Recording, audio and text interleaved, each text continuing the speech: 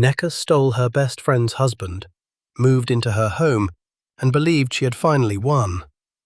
Months later, one message showed her exactly what she had become. Amara and Neka had grown up together in a quiet village, sharing secrets beneath the same mango tree and promising that nothing could ever separate them. They were more than friends. They called each other sisters. So when Amara married Chinedu, a kind and successful businessman, Neka stood beside her through every moment. She danced at the traditional ceremony. She helped prepare the food. She smiled for every photograph. But behind that smile, something darker was growing. Neka watched Amara move into a beautiful home. She watched Chinedu bring his wife new clothes, bright jewelry, and small gifts chosen with care.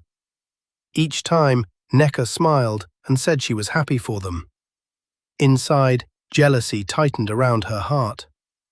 One afternoon, while Amara prepared food in the kitchen, Neka sat outside with Chinedu.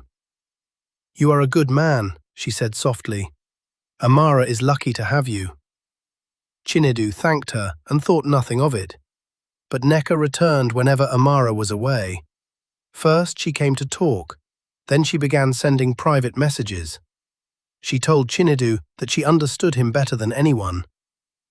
"Sometimes," she whispered, "I feel Amara doesn't appreciate everything you do for her." At first, Chinedu defended his wife, but suspicion is dangerous when it is repeated often enough. Little by little, Neka's words planted doubt in his mind. Soon, she changed the way she dressed when she knew he would be there.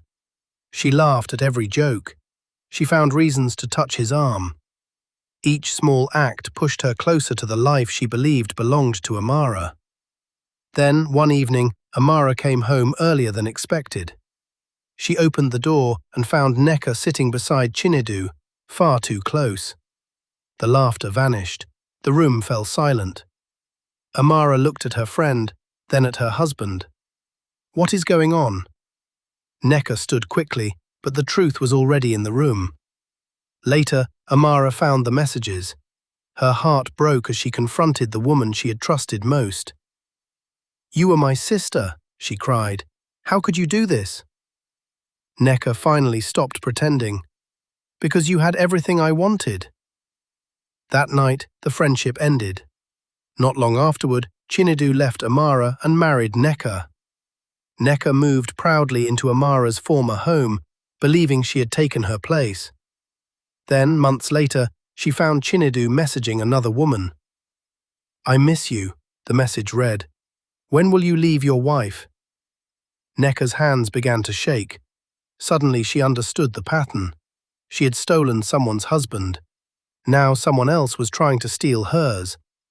Amara had lost her marriage, but Neka had lost something even harder to replace: a true friend who had loved her like a sister. A home built on betrayal never becomes a home. It only becomes the next place betrayal enters.